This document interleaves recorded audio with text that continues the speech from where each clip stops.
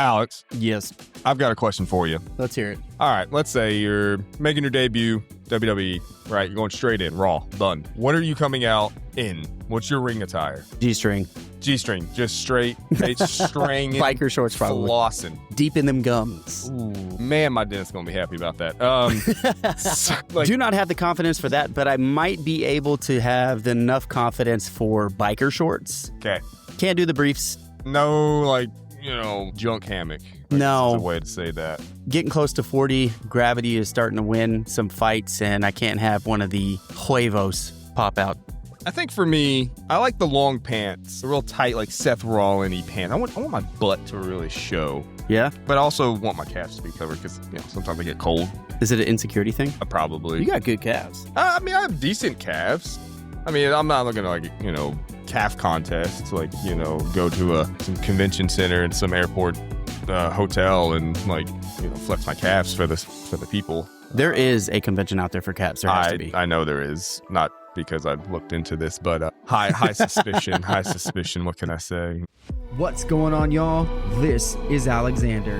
You are plugged into the Nerd Companion.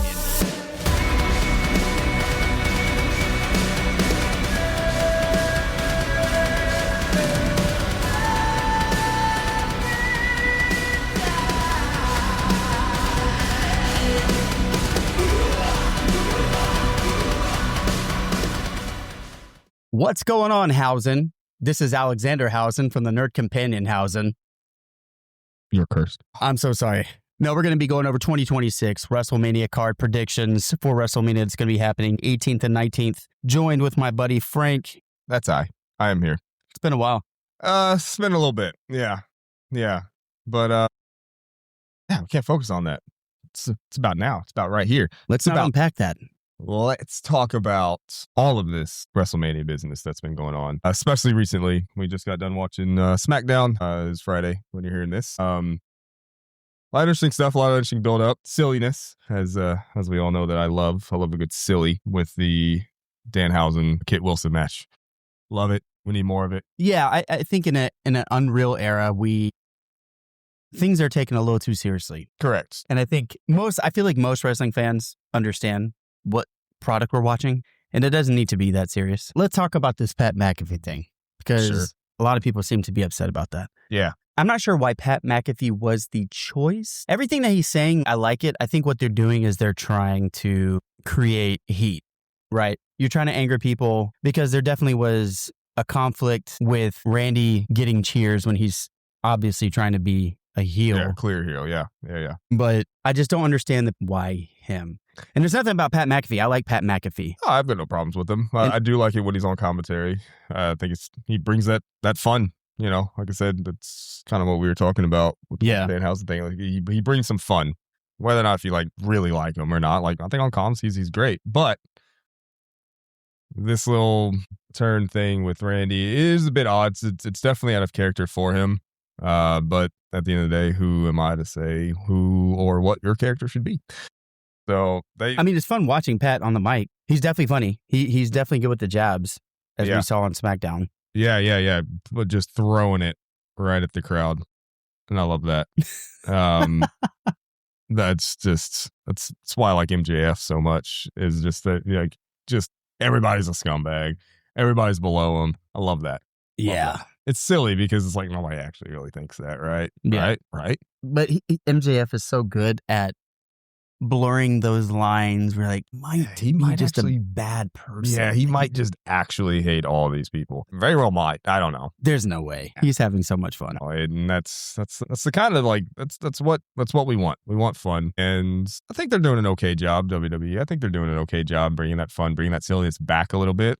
I think they've listened to fans, probably listened to me, because I am important. Most important. Yeah, most. I think they're bringing that fun. They're letting their hair down a little bit, and hell yeah, man, I'm all for it. I love a good heel turn, and I like a good rage. They're just like tearing apart everything. I love that, of course, but we got enough of that.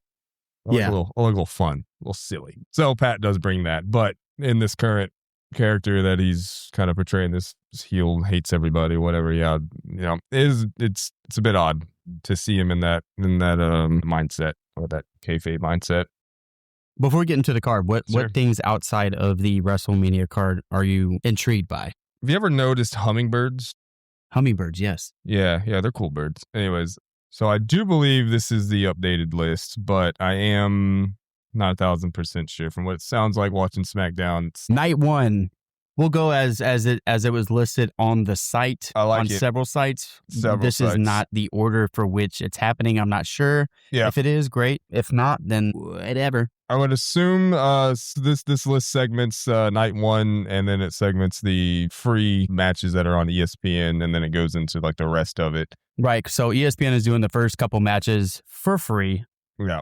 That's not a product drop. Just to suck your ass in so you can, pay the money. I mean, pay if more. tickets are $7,000, I guess they can dish out a couple of matches out for for free. For the peasants. All right. Yo! So first match listed on the free section of night 1 is the Drew McIntyre versus Jacob Fatu. This is Or one of the Fatu. matches that I am super excited about. Yeah, I mean, it goes without saying, they're both heavy hitters. They're both big boys. They don't really fly too much, so you're going to expect a lot of Slappy on-the-ground meats. slapping chicken breast against chicken breast, just chicken breast on chicken breast crime. So yeah, I mean, we know that Drew's just an absolute lunatic, but yeah, I mean, you know what I mean? Yeah. There you go. Yes. You got to do the Drew pose. It goes without saying that match is going to be just an absolute banger. We know that Jacob is just he's a Samoan werewolf. What's cooler than a Samoan werewolf? Also, in Samoa, are there like wolves and stuff?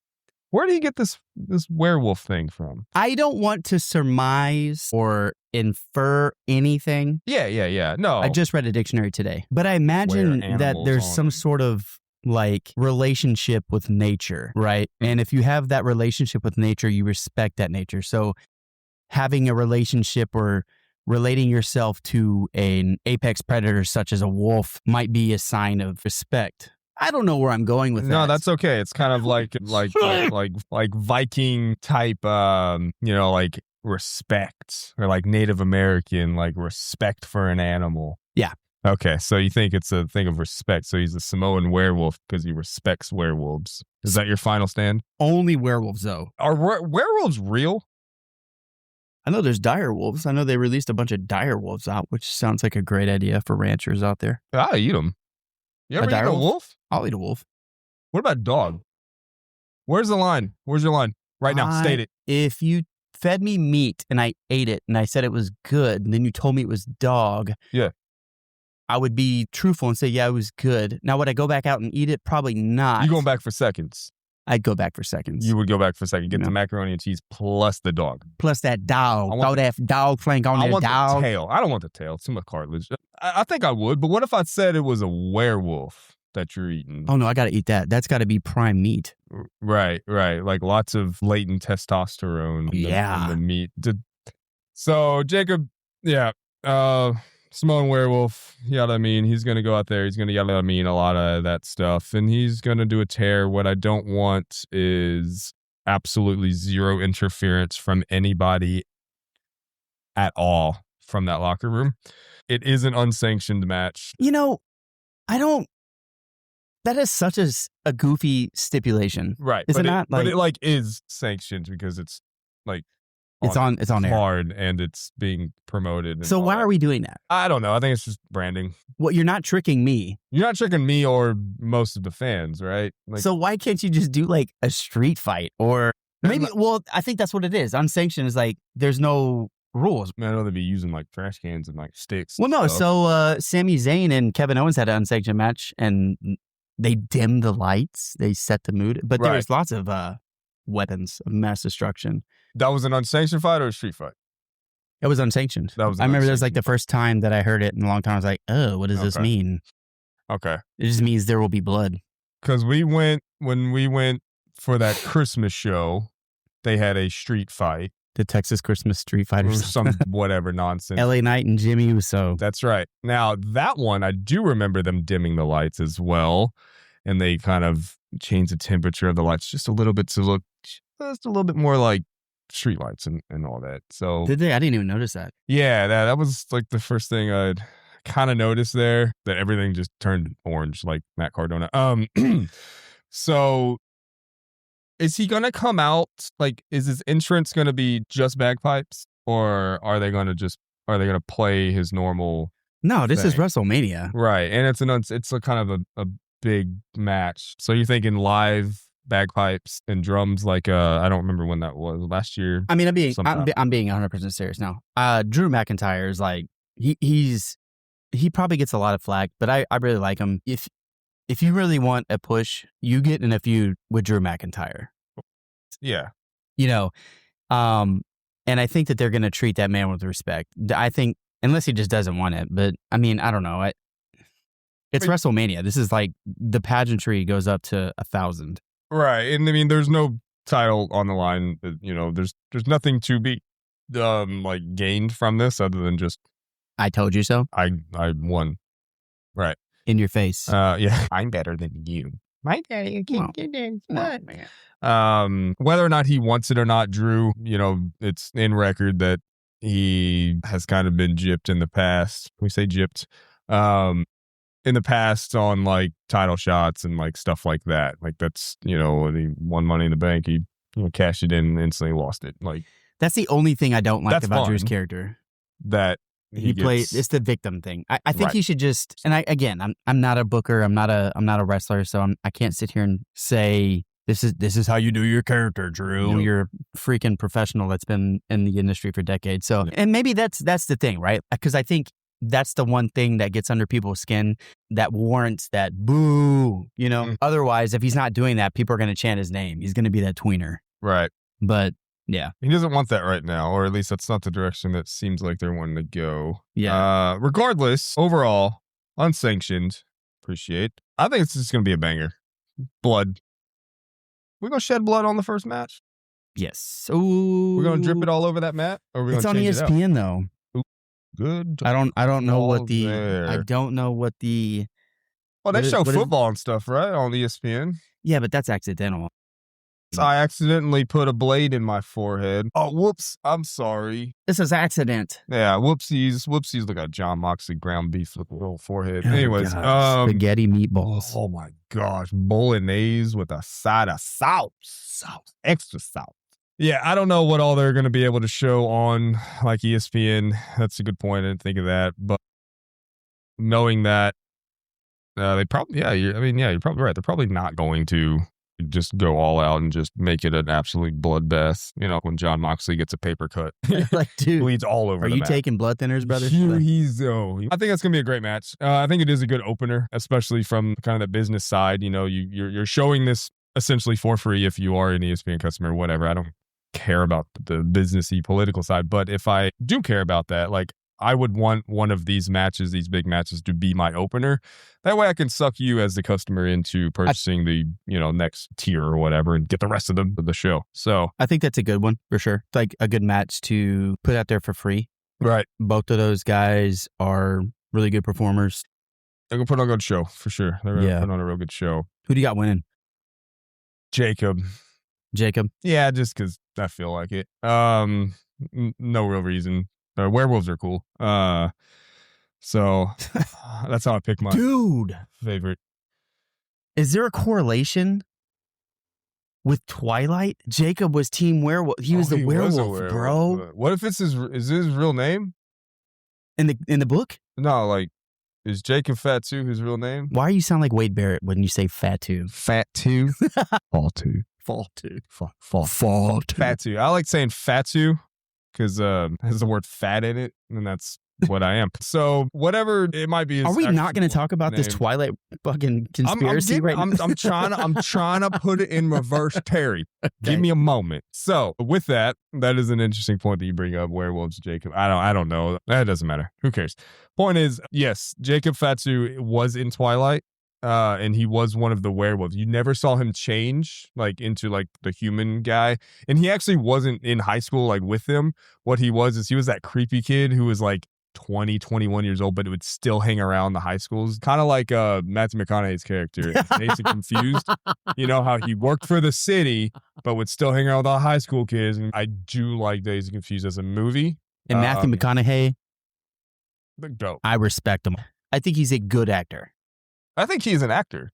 He is an actor. Yeah. He is a human. Anyways, go on. I'm trying to get it off the rails as much as possible. Okay. Okay, so Matthew McConaughey will, in fact, be at WrestleMania. yes, he will be he will be with Jacob Fatu. Yes, he will come out. Fatu, and because it's unsanctioned, he's going to come out in a Lincoln Continental, and he's going to just be the Lincoln lawyer.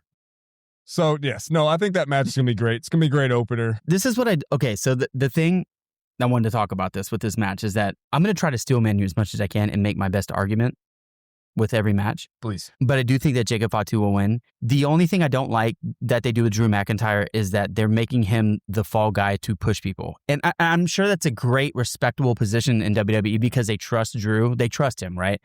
I just want to see Drew do more. But that's not to say that he's not happy with where he's at or happy with his role. I think we should get him on. We should get him on the pod, and then we'll just ask the hard-hitting questions. When he comes on, we have to play Return Up the Mag. Return up the mic. Yes. But you know I got the yeah. So, yeah. Drew, whether or not he likes the position that he's in, he is in that position to push people. I don't know the guy. So, the second match that ESPN is allowing people to see for, quote, free This is probably the least exciting match on there. And it's a shame because all of these wrestlers individually, I absolutely love. Yeah. There's just no, they just threw this one together. Yeah, I do feel like it does feel thrown together, and I don't really know if there's been a massive story with all 6 of these fellers, but it does seem kind of random the way that it has all came together. You know, you got the whole Vision deal with Logan Paul, which I'm coming around to be. It's fun to watch. Let's put it that way. I don't like the gentleman. He's gained a little doing respect. his job. He's gained a little respect. Yeah, because I mean, as a big outsider, and you just pop in because you like it, and then all of a sudden you get this big pop in. He literally has top 3 best looking finishers. I thought you were going to say something else about best looking. But yeah, best looking finishers. Remind me. The pulverizer? Is that almost? No. Okay.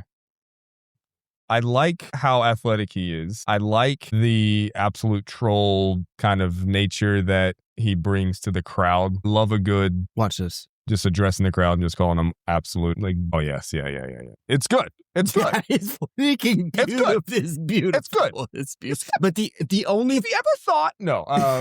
What is the deal with the pulverizer? The only thing is that you have to wrestle somebody that is comfortable with doing that kind of acrobatics for you to do that move. And right? I believe that you can't do that with Omos. Just showed me was AJ Styles. Correct. Is that correct? So the gentleman can bounce, as the kids say. So he's coming around. He's gaining a little bit of respect. I like how he interacts, and I just like how he's just a complete butthead, which who he is.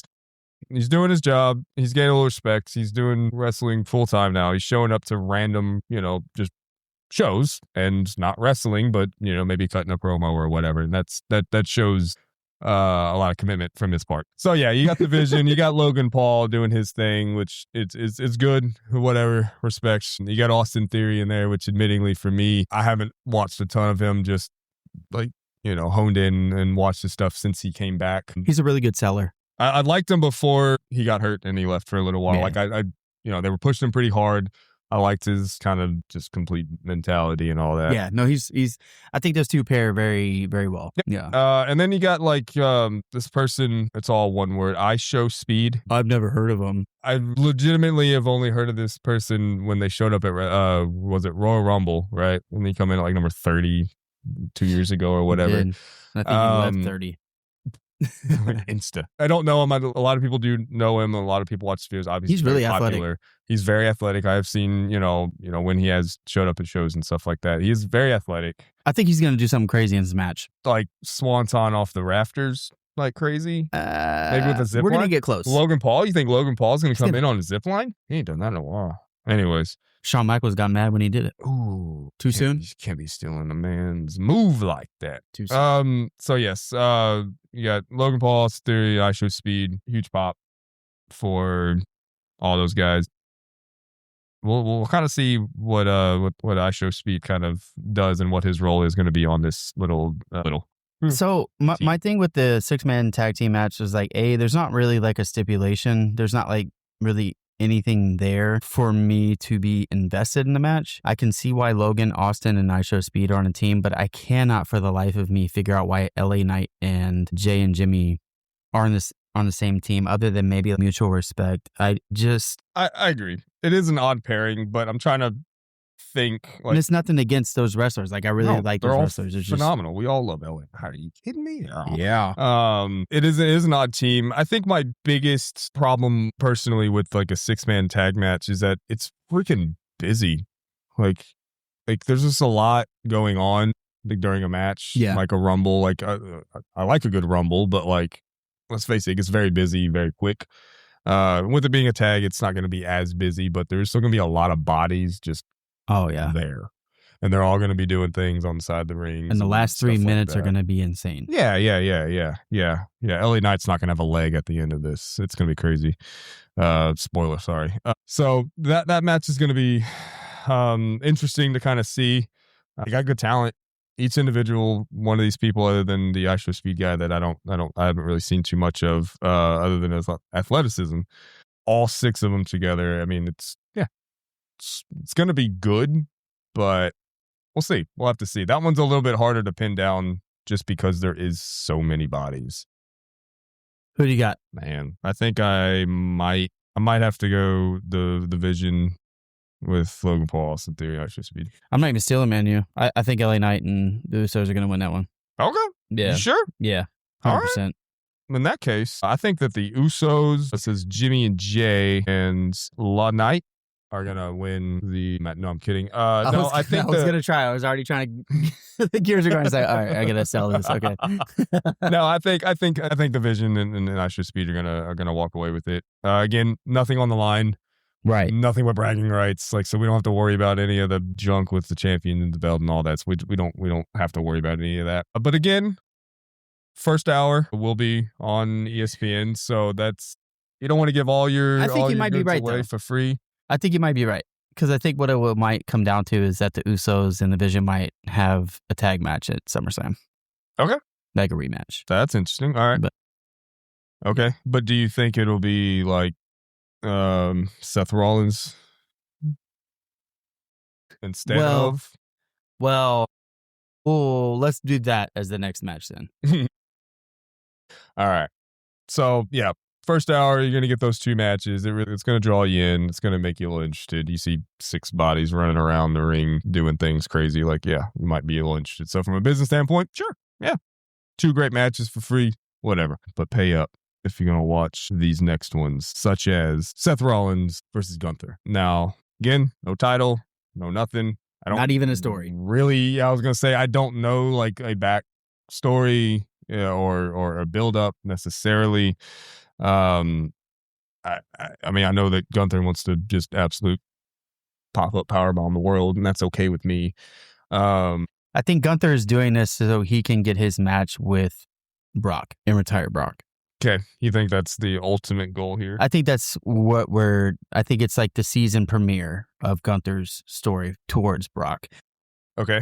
However, I don't like this pairing because Seth Rollins is a top boy, and I just think that I don't think it necessarily hurts Rollins if he loses, but I don't think it does him any favors either. Like, I don't know how, other than like, because when you look at Gunther, like he's a heel, like on the mic, but when it comes to his in-ring, game plan, he's not a heel other than just like not letting up, and like he'll pin you and then pull you up because he just wants to beat the shit out of you more. Mm. But he's not like a cheater, right? So like, if you beat Seth Rollins clean like that, I feel like if you're going to move the meter in any way, whether Seth Rollins wins or loses, like I think he hurts. I think you move the meter the most if he loses with Seth. If he wins clean. Is this Seth's first match back? Like official? Yeah. Official? Yeah. Okay. So That's my whole issue with it. It's like the match to me, I feel like can hurt either or. Because if Seth Rollins wins, then that hurts Gunther's trajectory to being like this big monster. In my mind, there's no way that Seth Rollins wins this match. Yeah. Which sucks because Seth Rollins is my favorite wrestler. So for me to... Hot take. No, I mean, yes, it is an odd match. Like 90% sure they've done this a couple times before. These two? Yeah. Have they wrestled before? I can't tell you. I don't think they've wrestled before. I'm not 1,000% sure. I feel like they've kept them away. Really? With hardly any interaction. I just feel like they've both been in the same roster there for a while. I mean, it's bound to happen at some point. In a long while. I mean, what, Walter leave NXT? Like 3 years ago, 3 or 4 years ago? Maybe, yeah. I don't know. Has it only been that long? It doesn't matter. Point is 2021. Yeah. And immediately got the Intercontinental Championship. Mm-hmm. And then just kind of put it on the shelf and just let it sit there forever. Was it 666 days? Mark of the Beast? I'm probably making it up. So yeah, odd matching, but I do enjoy both of their in-ring performance. I love Gunther. Just no surprise. I do like his stuff. I like his character. I like... So what hurts me the most about the powerbomb, specifically with Gunther, is that when he does it, he pins you immediately and just crushes your back. Like he stacks you. And I'm like, my God, my lower back. Like it hurts me every single time. Yeah. Like I feel like the stack hurts more than the powerbomb. Yeah. Yeah. It's very possible. I mean, especially right after that kind of thing, right after that powerbomb. So, I mean, I guess in saying that, what do you think the most painful wrestling move would be? Like in real life? Like, yes, it's, all kayfabe, but like there's some of the stuff is not. Like, we just watched a guy get beat with a belt. Like, there's no way to really fake that. So that's got to be up there. Like, get beat with a belt? Yeah, slap with a belt over and over again. I got my ass whooped millions of times. With the belt, leather belt. Yeah. From Dillard's. Like testing that thing in the closet? Yeah. Yeah. No, that's not going to work. Yeah, no. I want that a little too flop. Yeah, so getting beat with like a belt or something like that. I feel like with the power bomb, like you're definitely getting smacked on the ground. Yeah, there's not. I mean, I guess you can kind of brace with your feet, but that's only going to bleed off so much like momentum because then the rest of your body's coming down and hitting you there. So I don't know. I've always thought like a coup de grace or some sort of frog splash, like something like that would be. If you mess it up, yeah. Yeah, like that seems like. Sometimes whenever they don't land that moonsault right and they have that knee kind of hit the face, like, oh, Jesus. Yeah. Like, that's never. I mean, but then again, that can go on to like potential of it going wrong and it hurting you as the person is high for like that move. Yeah, I think I'd rather be the person giving my knee to the face than the person receiving the knee to the face. So. Speak for yourself, but I do feel like a Mexican Destroyer is pretty bad too. One of my favorite moves. It's one of my. I do enjoy it. It looks like it hurts, but more importantly, I'm staring at a Penta mask right now. He's staring at me right in my eyeballs, like he's about to drop one on me. But it has a very high potential of going wrong and going wrong really quickly. Yeah. If you don't get that. And Penta doing it on the freaking apron. Like, he just don't care. I have Gunther winning. Yeah. Yep. I'm sorry. We're going to agree. Seth Rollins is going to win. Yeah. Seth Rollins is going to win. Probably not going to win. I think it's going to be Gunther. No, Seth is going to win. And Gunther actually is not going to win. He's actually going to go back down to NXT where they'll use him kind of like they did with Corbin and then eventually release him. You think they're going to eventually release him? I think he's going to get sent back down to NXT, and he's going to absolutely murder like the whole roster down there. They're not going to have a roster. No, Gunther's winning. Yeah, Gunther's going to win, and that's not saying anything about Seth, but I don't know. He's fine. He's very talented, but he's not my favorite. And this is what this is all about. It's about favorites. What do you know about Abraham Lincoln? That he was honest as shit. Yeah, Honest Abe is what they called him, right? I think so. Did you know that motherfucker is one of the pioneers of the chokeslam? I mean, he was tall, right? He was very tall, but more importantly, he was a championship wrestler in high school, of whatever style they had. Roman Greco? Now, I'm not going to say that because I don't know for sure, but I'm assuming yes, as far as I know. I don't know. But anyways, yes, like in that, there was speaking of unsanctioned match, it was basically somebody was talking mad shit to Abe. This was back in his 20s, back before, he wore the top hat. Him and this other dude was like, you don't hit, you suck at just everything. And Abe's like, nah, I don't suck. So then they start fighting. They start fighting, and the other guy, he starts to kind of fight a little dirty. I don't know specifically, but he was just kind of just wrestling kind of dirty. So Abraham Lincoln was like, yo, fuck this guy, man. Like, I'm starting to get pissed off at this dude because he's like not wrestling the way that you should. I'm a championship wrestler. I know how to freaking wrestle. This guy doesn't know how to wrestle. So he finally gets fed up and just picks this dude up and just with chokeslam. Bop. True story. That's not nice. It's not nice, but and he was president. He was a great president. One of the best. I'd probably say probably the GOAT. I think he's the GOAT of the presidency. So going back to the start of you can't see this if you don't have the premium Super Plus Max ESPN or whatever. Or don't want to pay $7,000 for a ticket to WrestleMania. According to this list and a couple lists that we saw, is apparently going to be the undisputed WWE Championship match between the American Nightmare, Cody Rhodes, and Randy Orton, who has all of a sudden turned into a bad guy. It's very well documented. I don't like Cody Rhodes, but that's just because kind of what Randy said tonight. He's kind of fake in a way. Fake out. Like just very like a flat wall. Just kind of just like, I don't know. I don't buy any of this pseudo underdog like nonsense and whatnot. And yeah, kids freaking love him, as they should, because as a child, I probably would freaking love him. Yeah. But for me, he's just not like my super favorite, which is fine. And at the end of the day, Randy Orton looks like a massive chicken breast. That boy big. He's a large guy. Let's put it this way. You don't want to be sitting between like him and I don't know, like Obafemi, like on a Southwest flight. No. Like you don't want to be in that middle seat. No. You don't want to be 13B. I refuse to sit in the middle. You refuse to sit in the middle? Refuse. Okay, that's fine. No, so at the end of the day, Randy Orton's big. He has this heel turn. They're really trying to push that. But they can't fight the cheers, though. That's the thing. People love him, as it turns out. And at the end of the day, we all can't be good heels. He's always kind of been a heel. Not really. I mean, he's a legend killer. Like the first introduction, he came out just was taking out everybody. Yeah. But I'm saying like over the past like 3 years, like no. Sure. No. Yeah, no. The past couple of years since he came back, he's been a cheerleader for 3 years. He's been, yes, the opposite of what he is, although still has a lot of, I don't know, flavor from that old kind of character. But he's never done a lot of these drastic changes like, face heel or something like that. He's always kind of been like happy medium, I feel like. And this recent kind of heel turn was just a tiny push to that heel side versus his face side, which I don't know. I like it. I want him to tear apart the entire world, though. That whole RKO everybody, come on. I think Pat McAfee's going to catch one. He going to catch some hands? Pat McAfee, yeah. Better get his catches mitt because he about to catch some hands like that. We're punted away. Or he was a kid. RKO off the top rafter. Top of the Allegiance. So there was, I was thinking that maybe Cody's going to go for the Cody cutter?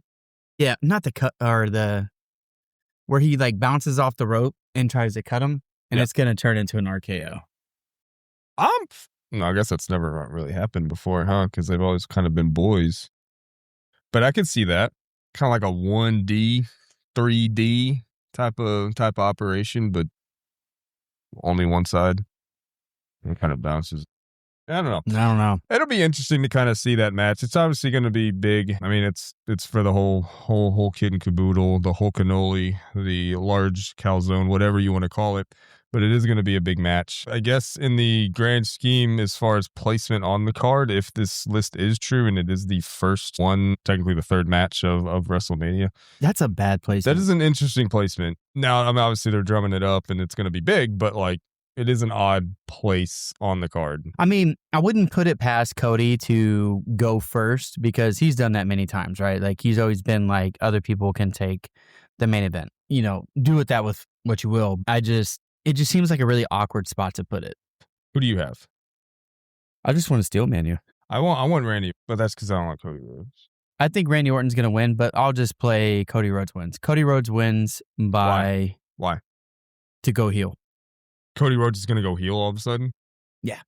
He's tired of this shit. You think this blonde-haired, blue-eyed, looking like he just stepped off of an 1862 He's tired of people like you. train. He's tired of people like you. Pocket watch. Yeah. Fake pocket watch, by the way. There ain't no real pocket watch in there. Does it he got tick? the chain. Does I don't it know, tick? but do it fart, though? It does. So- I think he's going to freaking lose, and then all of a sudden he's going to become a heel. No, I think he's going to win, and he's going to win with heelish tendencies. No, we're talking. I mean, so we can go back in the history of his championship matches and him kind of winning by morally gray standards. Okay. Kevin Owens, Sure. Drew McIntyre, right? Kind of using the belt, but I think if he's going to go heel, Okay. he's going to turn heel, and he's going to do it in a way that he will do it, right? And what that looks like, I don't know. My rationale for Cody going heel is that he's tired of people saying the things that Pat McAfee is saying. Sure. He's tired of what the IWC, the internet wrestling community, is saying about him. Like, he's vanilla, or like booking has been not good, or like just people talking bad about him, right? And so he's like, you know what? Screw all of you. I tried to do the right thing with you guys. I put in the most work for you guys. I've signed all your kids' autographs. I've done all the right things, and you still treat me this. You boo me with Cena. He's tired of it. He's tired of it. You're starting to see it with kind of like these shoot promos whenever he was talking about Pat McAfee last SmackDown, and he left without high-fiving any of the kids. He just stormed out. You saw the same thing kind of like today. Although he was in the moment, he's mad, right? He's not going to come like be mad and turn around and go, Yeah. Yeah. Hi. Yeah. Where's my... But I can rationalize why he would do that. If he did it, I wouldn't be so surprised. Like, well, why they do that? Why? That doesn't make any sense. It would make more sense than Pat McAfee coming in to stir the pot. And that's not to say anything bad about Pat. Like he's entertaining. He's hot on the mic. But it makes more sense than bringing Pat for this feud. I think we've all kind of come to the conclusion that we're going to go against each other here. Randy Orton's definitely going to win. It would be a nice treat to see Randy in that spot. I didn't really watch him back in the day. So I think that giving him another kind of run would be fun. He ain't got to keep it for long, and he probably won't when he does win it. But if he does, who's the next guy? No, I would say Trick Williams, but he's going to win the U.S. title from Sammy. But we're going to get on that. We're going. Yeah, I'm sorry. I read the backstage notes from WWE. We'll talk about that later. So Randy's going to win. We all know that, and we're all cool with that. But Cody Rhodes he's going to lose, and then he's going to get his contract's going to be null and void, and then he's just going to leave, and then probably like not do it ever again, like wrestling. But that's okay. So I mean, we were talking about earlier the placement of this match on kind of the overall card, and I will say it is a weird placement. However, again, according to this list, the next match is the Women's World Championship. So also another big match because I feel like that's been pushed around. That title's been pushed around a ton, according to my other list here. 202 days, but almost a year. And how many matches has she wrestled? I can't even tell you. And that's probably not many. Yeah, but that's nothing bad to say about Stephanie. It's just she's what are we phenomenally talented. What are we doing to this booking? But they're doing that thing that they were doing back in the day that everybody didn't like. 202 days is a long time. Well, I mean, it's a long time in real life, but this wrestling stuff as well. 202 days. That's the longest reigning right now title holder. Oh, and she got it from EO, which was an unfortunate event. But I do believe that she will drop it to Liv Morgan today, or when this comes on. And again, kind of like what you said, like nothing against her. I think she's phenomenally talented. She came out of nowhere. Well, for me, she came out of kind of nowhere and then just like rocket ships up to the top and then got that. However, this like massive kind of push for Liv, I feel like she's got a little bit more of a pop right now, a little bit, if you want to say that. I mean, this whole buildup has been brutal between the two. I feel like. In what way? You have like just like their interactions. Like it's been pretty violent. Great. Like that's which is the way it should be done. Should be, yeah. I got Stephanie over Liv, man. Okay. That's fine. That's perfectly acceptable.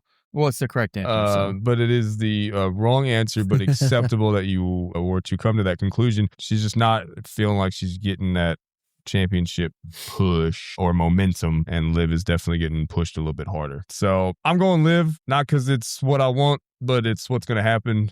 Because again, I read the backstage notes. They actually already delivered the belt to Liv's house, which it was delivered by FedEx. They used, what do they call it? Custom Critical. I don't know if you've ever seen that. FedEx has like a special delivery service for very important goods. But they already delivered the belt to Liv Morgan's house. Settled? You think that's sorted? You think that's accurate? Settled. That's All right. settled. Okay. The fourth match of the paid section, or sixth match in total, is the WWE Intercontinental Championship match. Women's. AJ Lee is defending against Becky Lynch. I feel like they've had a shit ton of build-up for this match. Yeah. For a long time. Yeah. I don't know the timeline, but like I feel like I have heard about this match happening. I mean, ever since CM Punk and 1 days, right? Like AJ Lee's had this title since 41 days, and she got it off of Becky, if my notes are correct. So it is kind of this revenge, thing. And AJ came back out of nowhere and just act like she owned the place. I think AJ Lee has this match. For once, I'm going to disagree, but only for the sake of disagreeing and for the sake of conversation. Becky Lynch is going to come out because Becky Lynch has been on an absolute tear. This flip of her character and her persona and all that stuff is what we like to see. Kind of like what we were talking about with Cody Rhodes, just like kind of fed up, and this is just like, all right, you know what, forget you. I've done nothing. She's the best women's wrestler. Yeah. According to Sports Illustrated. Sports Illustrated did say that. Yeah, I haven't read a Sports Illustrated in a long time, but if they say it, then it's true. It has to be true. I don't know how it's true. I don't know how they came to that conclusion. Like, I don't know what their criteria was. Again, didn't read the article or whatever. I mean, yeah, Becky, right? I mean, I could see it going either way, but I think AJ Lee will win. And the reason why I think AJ Lee, well, we'll get into that later. So this is the second to last match of the first night is that AJ Lee Becky Lynch match that we were talking about. Good position, I feel like, on the card. Second to last isn't the worst. Personally, I think the worst is like that Seth Rollins Gunther, that fourth, fifth. I feel like is like, I mean, like by that time you're definitely got to go pee, so you're gonna go pee during, probably the Seth match. Not saying it's boring, it's just an odd position. So yeah, second to last one on that Women's Intercontinental Championship match, and I think it'll probably be a banger. So last match, night one. This one's an interesting one because is it though? Off camera, we were kind of discussing that, and we've both come to the conclusion that it's again kind of similar in a way to me than that 6-man tag match with Usos and LA Knight and all them folks. It's just it's 4-way match. It's a ton of people. And they just kind of seem like they threw all of them just randomly together. I feel like they literally have probably better half of the women's roster. I would say probably 80% of the women's roster in WrestleMania in general. And half of them is in this match. Yeah. So to just kind of recap, it's a fatal 4-way. Nia Jax, Lash Legend. They're defending against Alexa Bliss, Charlotte Flair. And these are all good. And Bayley. And the Bella Twins. Like it is kind of everyone. In this one match. It's a kitchen sink. Like they're literally throwing everything in here. So you got Nia Jax. Obviously, we know that in-ring talent. She doesn't fly, but boy, when she does, it's fun to see. Lash Legends, take it or leave it. That's kind of my opinion. Doesn't really do much for me as far as character. I feel like the build for this match really hasn't been good, but yeah. I feel like the build for it has not really been anything other than like just vying for the title, which is the premise for any match really. It's just kind of like they just threw everyone in there. I think the Bella Twins also held the belt at some point. I think that they're going to win that match. They're retiring. Well, they're going to retire. I imagine that they'll probably give them the belt before on the way out. John Cena action. Yeah, just kind of like, pay respects and thank you for your time. I think that is the most likely outcome other than the outcome that's going to happen, and it's going to be they're just going to retain the title, aren't they? and That would have been my keep second guess. going, right? That'd have been my second At guess. the end of the day, for me, like that's what kind of make the most sense. This match is going to be fun because it is a large four-way. Again, for me, too many people, but people like it. It will be interesting to kind of see how they all kind of mingle, if you will, in the ring. But at the end of the day, I think they're just going to retain it and just walk away. Unfortunately, this is the last match of the first night. So that kind of does conclude that night one. Night two is a little bit more interesting, in my opinion. It is the night that I'm a lot more excited about. And same kind of thing with the ESPN thing. They are going to show the first two matches for free and then kind of go on the rest of the whole paid area. But first match on this list of night two for free for you to watch on ESPN is Brock Lesnar and Obafemi. Two absolute massive, big old rack of beef ribs and chicken breast on them. That's Alien versus Predator. I think they're going to have to reinforce the ring, personally. Do you think they're going to do anything crazy with the ring? They better. I want to see some Suplex City take over to Suplex City and the whole ring collapses. And then the whole stadium collapses. I want to see devastation. I want to see a mass casualty incident. Oh, I don't want to say that. I don't mean that. So it is going to be a big match. I think it's a hell of an opener for night two. You're coming off of night one. That's probably the best free match you'll get. Yeah, Brock Lesnar, Obafemi, it's going to be big. Oba's been pushed so hard the past, I don't know, 2 months. I feel like he's throwing commercials for him during, SmackDown and Raw and all that. Like, yeah, that's big. And he is as well. But so is Brock Lesnar, which brings me to that point. Who's going to win this? Brock. Because you want that set up with Gunther and Brock. But do you think No, I think Brock's going to win because Oba's had his way with Brock this entire build-up. Two sweaty big meats slapping together. We like two beef briskets slapping around the ring. Rhyme. Salt, pepper, nothing else. All right. So Brock, I'm going to disagree. But that's because I actually genuinely do disagree. I think the push of Oba has been so big recently. There's nothing on the line. No title, nothing but bragging rights. He's massive. No, for sure. One of the scariest humans on this planet. Use Brock to push Oba more. Oh my God. I agree. Yeah. No, I agree. Take his ass to Suplex City for show, but give him the W at the end of the day. Oba winning makes me happier. Yeah, yeah. But Brock winning seems more realistic. Of course. So, yeah, heck of an opener. Night two, coming off this high of night one.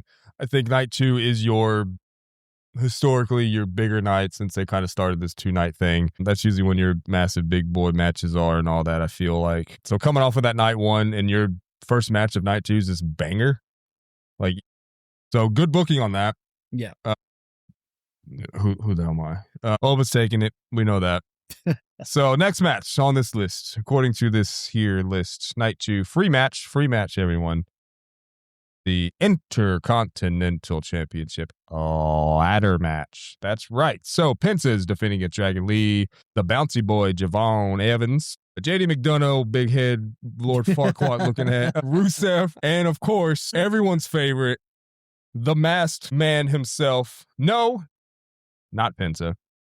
That would be Rey Mysterio, the greatest 5'6" wrestler you'll ever meet in your life. That's debatable. We'll talk about that later. Okay, alrighty. So let's just go. Let's just call it a day. We all know what's going to happen. This is going to be insane. Rusev is just going to absolutely walk away with this title. I'm sorry, Rusev. I know you're listening, my man, but that's all right. Yeah, no, we love you. You're a hell of an asset. You brought in all this experience back to WWE, absolutely, and we definitely appreciate your return. But at the end of the day, we all know what's going to happen, man. You're going to win, and that's more than I can ask for it. Javon Evans is actually my final answer. That's a good one. Just straight up. The amount of push. So they saw this 21-year-old kid as this massive face for the company. Yeah, give me that. And let's face it, man, that boy's bouncy. Bouncy. So that's my final answer. I love Penta. Don't get me wrong. But this is going to be the fastest paced match on the entire card. This is going to be be the match where everyone's chanting "Holy shit! Holy shit! Holy shit!" Yeah, Mexican Destroyer off of the top of a ladder. You said that. Penta against JD is going to do that. That's unholy. That's okay. We can be unholy as long as we are whole inside. I don't know what that means. And wholly entertained. So Javon Evans, that's my pick. He's bouncy, so we know he's going to do some wild stuff on these ladders. I'm assuming. Now, are they hanging up the title on the, like in the middle of the ring?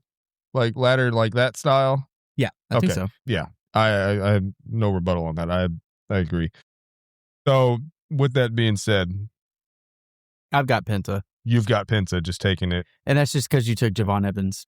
That's okay. That's okay. But I will say that I will be keeping my eye on JD McDonough.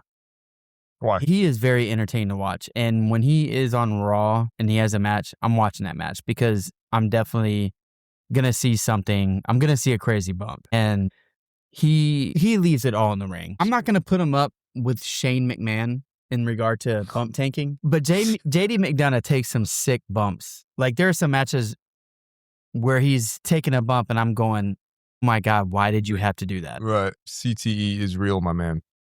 Yeah.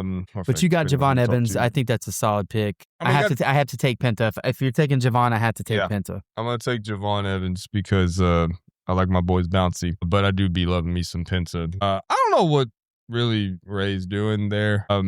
He's incredibly talented still. My thing was this, is that you know what? No, scratch what I just said there. I don't understand Rusev being there. Because now that I'm looking at they didn't even like build him up a promo for this that I saw. Really? Wow. That I saw. I mean, that surprised me. I do sometimes fast forward through commercials and I might overlap right into the middle of a match, but that's all right. But that is an odd choice. He's a big guy, but he has that contrast to a lot of the flippy floppy bouncy boys. Yeah, that everyone else is. Let's face it. So my thing with this is that Rey Mysterio coming in is that there was the rumors that Gunther was going to retire Rey Mysterio at WrestleMania. So if like all of a sudden he's good to go, like what changed? Like I don't know. Right? Yeah. What did change? That we don't know. But what we do know is that Javon Evans is going to win. So moving on, we've got our it's like fifth match down. This isn't the paid section. This is after you freeloaders have worn out your welcome. This is Jade Cargill, who's defending this bad boy against Mommy. I don't know much about... We're both going to come to agreement on this. Yeah, I go... How about we go at the same time? All right, you ready? 3, 2, 1. Undertaker. No, I mean, what's Jade's run on this? Okay, they booked her inappropriately, too. As far as the position in the card? No, just like not giving her matches. Like, I just don't understand. This is what irks me about WWE. So, yeah, Jade Cargill's had that title since November 1st of 25. She won it from Tiffy. I feel like she got so much inappropriate heat from everyone because, like, oh, she didn't defend it. Well, like, They don't book her. Like, that's not her fucking fault. But maybe that's the whole point. Maybe she loves that. You know what I mean? At the end of the day, I'd imagine as much... I mean, sure, that's great for a workload, right? Sure. Yeah. But, I mean... I agree with you. I want all of every the belt titles exchange just to drop like crazy. Like, so she's had this thing for 160 plus days at this point. Hasn't really been booked appropriately. So I don't know. It's kind of a toss-up. Do I see Rhea doing it? Absolutely. But, she's kind of been in that position in the past. So are they going to give that back to her? Sure, probably, because she'll actually fight. Or probably be booked to fight more often. Yeah. I would assume. But I don't think Jade's walking away with the title still. If Rhea loses, I don't think that hurts Rhea at all, though. It does not. I feel like if Jade loses, I feel like that buries her. Okay. Because she already has enough hate, right? Like, I feel like legitimately people, like, hate her. Which wild. I don't see why. I mean, that people are just stupid behind their computer screens and cheese-filled brains. But I feel like it doesn't do any favors to Jade Cargill by losing, unless they have some sort of big push later. Like if Bianca Belair comes back and beats Rhea, and then Jade comes back and has Bianca, unless they work up that story later. Or Rhea Ripley loses, and then we see Bianca Belair come back on SummerSlam, and that's where we see the drop. Because it's not too far to imagine B-Fab and Michin interfering in the match to cause Rhea to lose. So I feel like the heels always have this advantage to win, right? Yeah. And I don't think Rhea necessarily needs a title right now unless they were trying to prop a heel up later. The biggest heel I would say on the women's roster is probably Jade Cargill. Becky Lynch. Yeah, but I think we're past the diabolical Becky. Well, no, I think like can like I don't know the mechanics of like the kayfabe mechanics of like switching shows between Raw and SmackDown. Like, I don't know. I mean, I guess a heel can do whatever they want to do, right? I mean, they're like, I'm done with Raw. I'm going to SmackDown. I mean, they could do whatever they want to do to write a story. Bianca and Jade, that story is there. And that necessarily doesn't need a title match, but it will make it all the more sweeter. Mm-hmm. But I think a loss for Rhea doesn't hurt her. But I think a loss for Jade hurts Jade. Yep.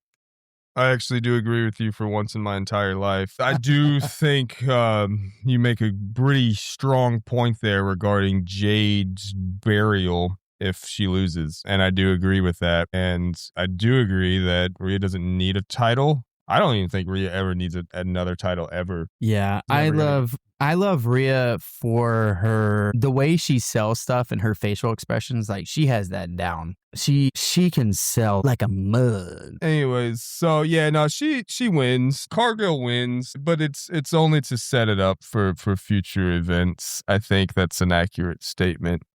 And Rhea's always going to be mommy, so it don't really matter. Always on top down. What she do? What she do? Let's see, what we got next? I want to say this one for last.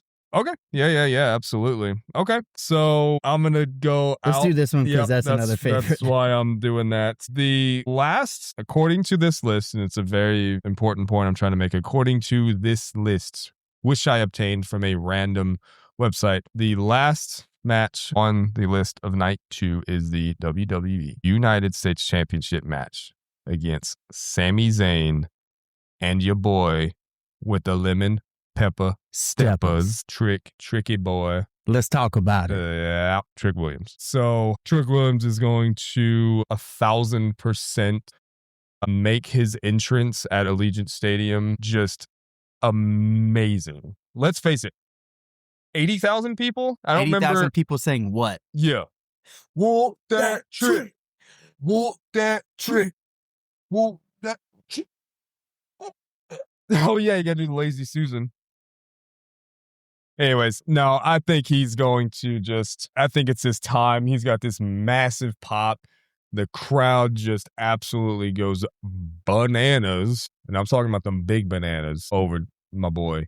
I was like, I'm not sure where he's going with big bananas. Just let the boy cook a little bit. Where are we Big bananas and Trick Williams. Okay. That's right. So, Sami Zayn, I don't ever like him. He's never been my favorite. Yeah, you need to get your fan on. Sami Zayn, never liked him. Don't like his character. Don't like the underdog. It's boring. It's just overplayed. It's just done. He needs to just embrace being a heel. I've got Trick Williams. I mean, I can't even, even if you say Trick, like, I can't even make the argument for Sami. Right. I'm going to be mad if Sami wins. I'll be mad. Yeah, like actual anger, like punch drywall. Yeah. And Sami's a legend. Whether you like his character or not, like, his in-ring, like, I'm going to head out. All right. No, you say Trick Williams, but at the end of the day, man, WWE loves Sami Zayn. They do. They love Sami Zayn, and I can tell you, I'm going to go on record and say I love Sami Zayn. I know what I just said earlier about how I don't like his character or don't like him and how he's played out and everything. It is his character. He's very talented. Of course he's very talented. They wouldn't keep booking him if he wasn't talented, but like, I'm bored with this freaking character. So turn heel, boy. Shave yo beard, and let's go. Swanton off the top all the way. So Sami Zayn, I don't necessarily want him to have this title any longer than he already has, which according to this list is 14 days, which is 2 weeks, because 7 plus 7 is 14. I don't understand why there's so much history between Melo and Trick Williams. Yep. And so why wouldn't you just do that at WrestleMania unless you're going to cook it all year? Right. So you think Trick is going to just walk away with this, and then he's going to... And Carmelo's going to forget about it. He's going to forget about it. He's just going to forget that Trick Williams is holding the title. You think so? Yeah, he's going to forget. Well, no, I mean, it was already said on SmackDown that he's coming for him. But I mean... Right. Which is what I'm excited for. It's according to this here match that we've been blessed by the WWE Sammy and Trick at this point in time. Sammy's only had this thing for 2 weeks. Well, I guess. And so we'll have a total for 3.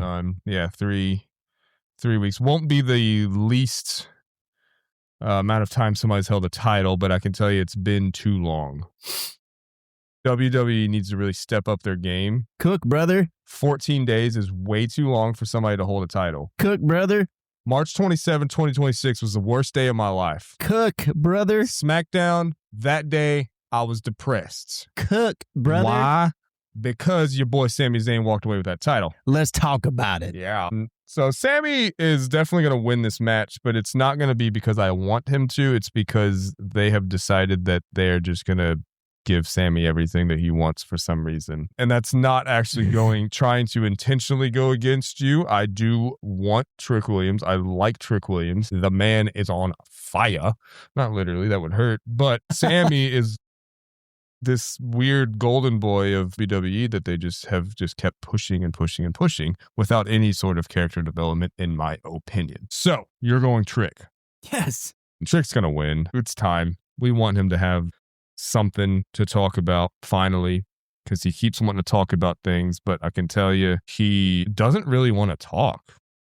It seems like maybe he talks too much. I don't know. I like Trick Williams. He's good, but he's going to lose. So now this one, I am just over the moon. Can't tell you how excited I am. I'm getting goosebumps right now as you're starting to play this song, because our fourth match for the second night of WWE is the Demon, Finn fucking Balor. I've been saying it for years. I've been saying it. I've been pissed off at you, WWE. Why What? Not giving me my Demon? What? Give me my Demon. And What? God damn it, they finally listened, and they're giving me my Demon. It's going to be the Demon, Finn Balor, who is all I've ever wanted in any match ever in my life. You're already stating the winner before I'm not even going to name who he's fighting, because I love the guy. He's the extremely king talented. of the luchadors. This might be the most organic steel man of the night. It's what if Dominic, he's fighting Dominic, by the way. It's Demon Finn Balor. Dominic put some respect on his name. I'm going to put some spec on it, and that's going to be a speck of respect.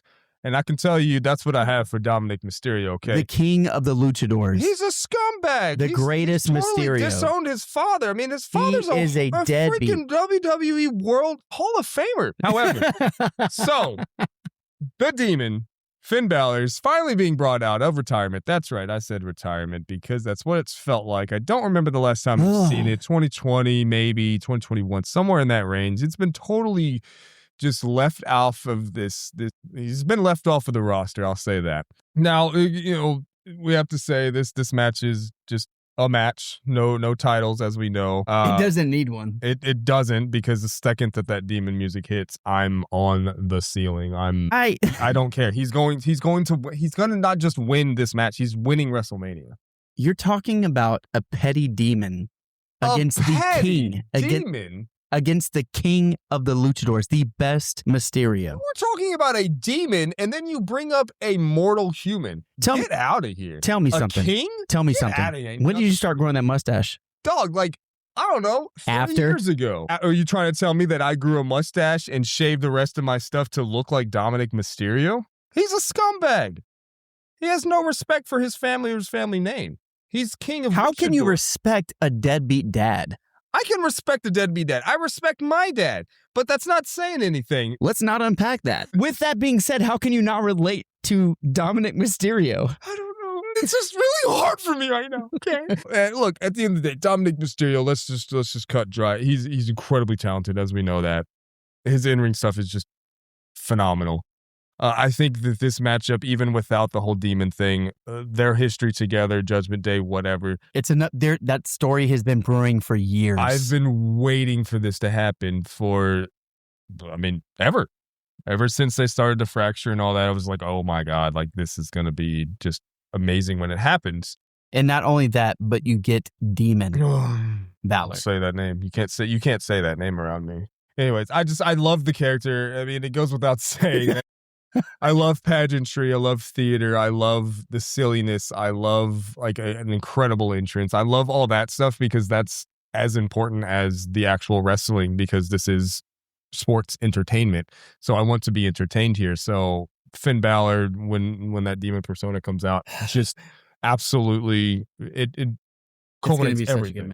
I'm just I don't curious. have Finn Balor winning though. What? No, I'm kidding. Of course I. Okay, so I would be happy if Dominic won, but Finn has said in the past that he cannot bring him back because the losses against the demon have diminished the name.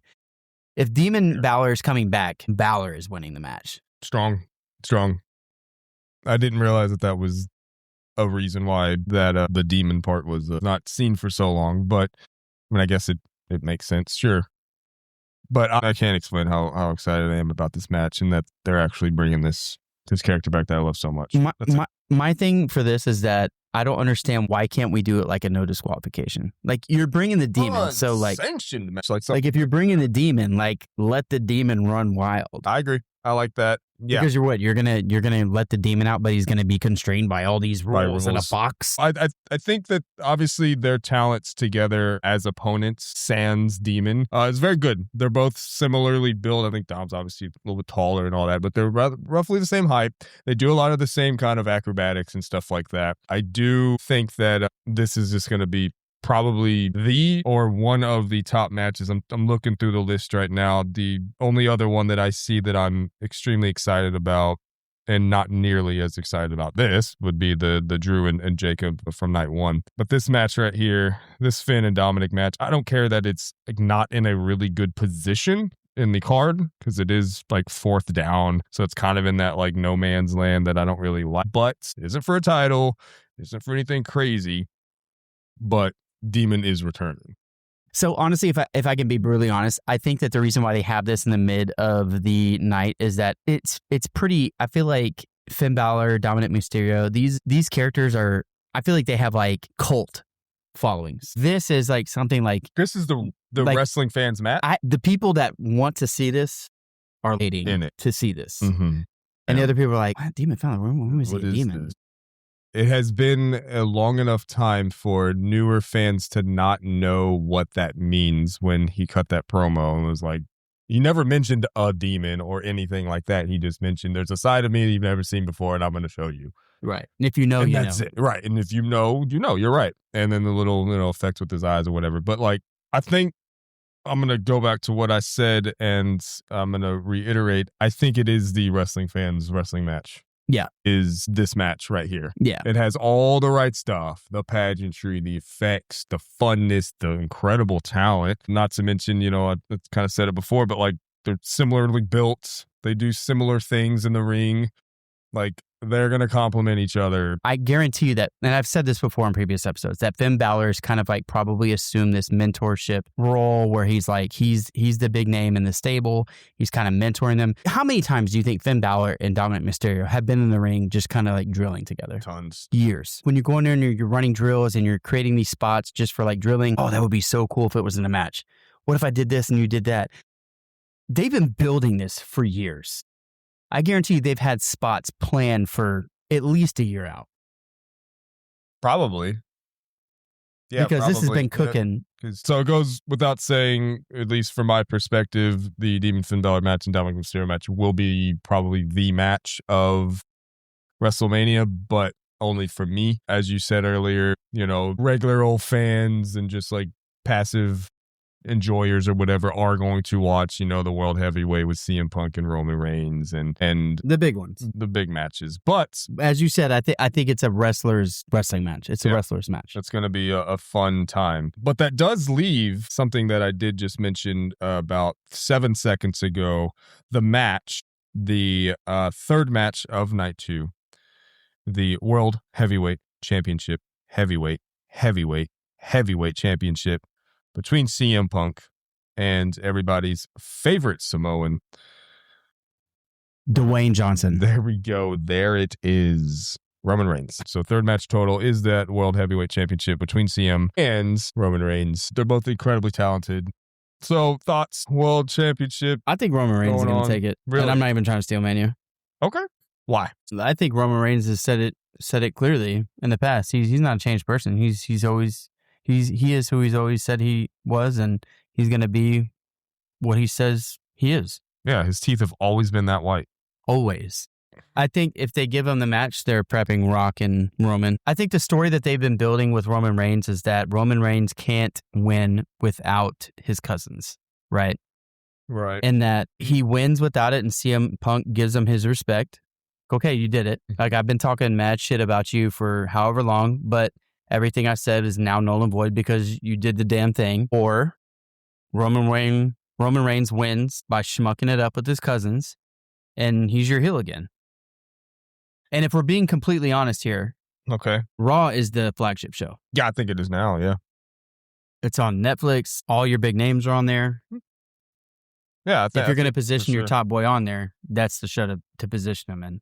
Okay. I think either way, if you want to have Roman win without his cousins or with, I think the story tells itself either way. I don't think there's a bad story to tell on either way the coin flips if you want to have both of it. Now, CM Punk wins, I don't think that necessarily... How's the build been? They've been showing up beefing, and it's been cooking. If CM Punk wins, that doesn't do any favor. Like, I don't even know if it does any favors for CM Punk. I feel like CM Punk can lose, and CM Punk will still be where he is the day before WrestleMania. I feel like it hurts. I don't think it hurts Roman Reigns a lot, but then if Roman Reigns doesn't win without bringing his cousins in, then it just proves CM Punk right. It proves that he can't do it by himself, and then that diminishes his character. Right. If he still wins with the schmaz, with his two cousins, then it just shows that CM Punk will still dominate even with cousin interference. I agree. But no, I do agree that it will only prove his point in saying that you obviously can't win without your people. What does that do for Roman? Unless Roman's trying to walk his way out the door, which I can see him doing. I don't blame him. You did it. You won wrestling. Let's face it. Like, yeah, you won. That it's going to be a long time for someone comes back and does what you did. 1,083 or whatever days. No, that, but stay relevant. Correct. And not be like tired of it. Like, even when we were tired of it, we were tired because we just didn't like him. And he leaned into the fact that, yeah, I don't have to show up. Right. Like, I'm showing up to the wrestling matches that matter. I don't need to wrestle you on a SmackDown. Like, why? You're beneath me. And he made that into his character. Agreed. And I just don't think that it's like God. Essentially, yeah. Samoan God. But if I had to pick, it would just be CM Punk's going to walk back away with it. If he walks away, I'd be interested to see what Roman Reigns does. Roman needs this more. CM Punk doesn't need it. I mean, like, CM Punk is CM Punk. He's going to have his cult following. He left WWE under terrible circumstances, and people still chanted his name for 10 years. I just don't see what Roman Reigns is doing if he loses. If he loses clean, what does that story look like? Because he's already gone through this time of atonement after he lost the bloodline, right? And he's kind of been doing his thing, making amends with his family. But then he came back and started acting like a dick, and he was talking to his cousins like, you can leave my ring now. And you could start seeing that right. Side come back. It's creeping back. I did notice that. It was a couple weeks ago. Okay, whatever it was. I did see that and was very like, the hell? Didn't y'all just like kind of get back together and like be cool with each other? And then there was that talk with Paul Heyman saying like the bloodline story is only in the 7th inning. And then if we're getting into the pinnacle of the bloodline story ends with The Rock. Final. It ends with him. If you're looking at the biggest Samoan wrestler, it's The Rock. And then you could arguably say one of the biggest wrestlers, period, is The Rock. The Rock only wrestled with WWE full time, maybe 3 years. And that just goes to show that his personality weighs that much. So that's just how big he is. And I think that the bloodline story, like that's what Roman Reigns has to do. After he beats The Rock, Roman Reigns can lose whatever. He can go off into the sunset and he can lose. It doesn't matter what the story is, because unless his defeat here is only further character development for what he has to do to beat The Rock. I'm getting way too serious, do you think that is even a possibility that like... I think it has to happen, because Roman Reigns has already toppled everyone that there is. Even though Cody beat him at WrestleMania, he beat Cody. I think if you were to walk up to a 19-year-old kid in Adelaide, Australia, and you ask him, like, name one wrestler now, there's a very strong possibility that he would say The Rock. Right. Because that's just the influence that he has had. And yes, like you said, the time in full-time WWE was quite short, but that just shows that he's huge. I do agree. I think he does recognize and respect the fact that WWE made him who he is today, but I got Roman Reigns. okay. All that to say, I've got Roman Reigns. I just think that the story ends there for Roman, and I don't see how that doesn't happen. I don't see how that happens without the WWE title. One thing we have not talked about at all is any interference. I know we kind of touched on it there, but like we have not talked about any interference in any of these matches. We know WWE loves interference. At WrestleMania. I mean, mostly all these matches probably have interference, except for the ones that are in their own orbit, like Brock Lesnar and Oba. So you think that there is going to be more interference than no interference? Correct. So you think because most of these people are in a stable. 60 to 75% of the matches are going to have interference. Yeah, most of them are in a stable. I agree. And WWE loves interference. This one has the least amount of... like, even though Roman is tethered to his bloodline, I think you have less of a chance of interference. I know it sounds crazy, but I feel like if the story that they're telling is that Roman Reigns can't win without his cousins, this is the time to tell it. Yeah. You got CM Punk, I got Roman. I don't know. Yeah, that I one's feel like such it could a fall either way, toss-up. though. It could and it will like fall anyway. I don't have any preference. And I think that way. even if he lost, they would tell the story. They would tell the story. Yes. I think him winning is the most straightforward way of telling a story. But if CM Punk win, I have no doubt that they will not fail to tell the story moving forward. All That got right. way too serious. Okay, good answer. Yeah. Well, I think that's it. That's it. Remember, always change your socks.